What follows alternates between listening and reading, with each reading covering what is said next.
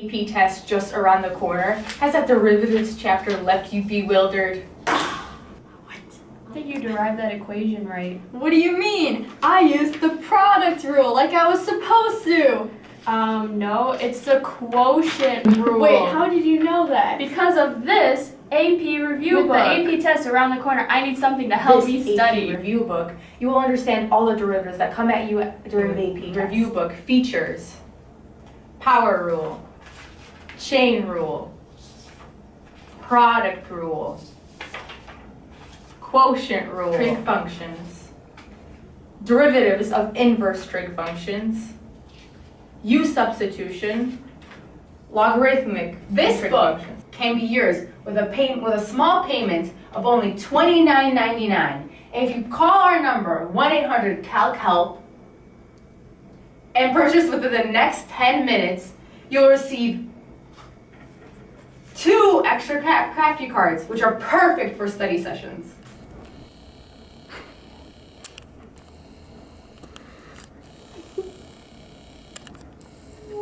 Are a few satisfied customers who have used this AP book and will tell you all about This derivative card is such a big help.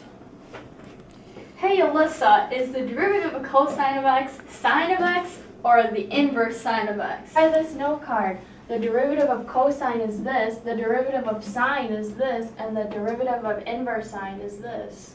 Wow, thank you. Thanks to this AP review Let's now book. try this problem. 2xy plus x cubed minus 3y squared equals 5. Now remember, you must use implicit differentiation to solve. And in order to solve, you must differentiate both sides in respect to x. If you're ever having any trouble, just look in the back of the book for explanations. This is why this book is so What helpful. about this problem? For this one, you have to use the product rule and quotient rule. Oh, so you have to take the 3 out in front, subtract 1 from the exponent, and then use the quotient rule. How about this example from the book? So find dy dx when y equals tangent to the 5th of 8x to the 3rd. And for this one, the book says that we need to know the power rule and the derivative of tangent. You need to use the power rule and bring the 5 out in front to the front and subtract 1 from the exponent. Then we multiply by the derivative of tangent, which is secant squared. And lastly, we use the power rule again for the 8x cubed. This one uses the derivative of secant. That's secant tangent. Power rule is also needed. We derive the secant, and then we use the derivative of 2x plus 1 squared, and that gives you 4 times 2x plus 1 times secant 2x plus 1 squared times tangent 2x plus 1. Yeah, that's correct. This book is so helpful. Why don't you girls try differentiating an inverse tangent problem? Oh yes, those are hard. Let's do it. Here's a good example.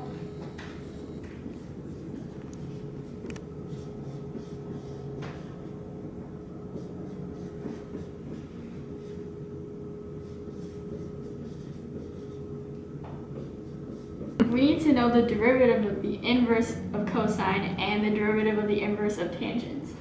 The derivative of cosine, the inverse of cosine is this, and the derivative of the inverse of tangent The answer is -4 all over the square root of 1 minus 2 squared minus 10 all over 1 plus t squared. Oh, okay. Maybe we should do another problem. Let's do a problem where you use U substitution. Here's one.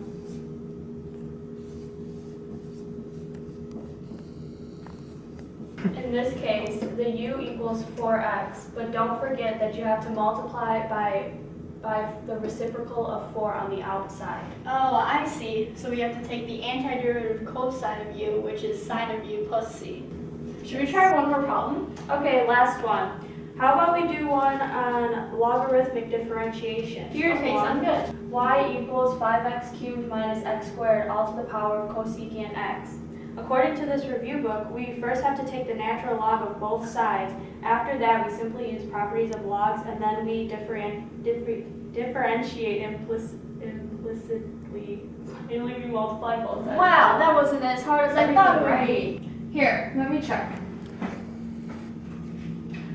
Looks good, girls. Great job. Thanks to the AP review book, all of our problems are solved. This product is brought to you by Designated Derivers Company. No calc students were harmed in the making of this video. Remember to The derive carefully. APAB Calc Review Book brings students en route to a 5.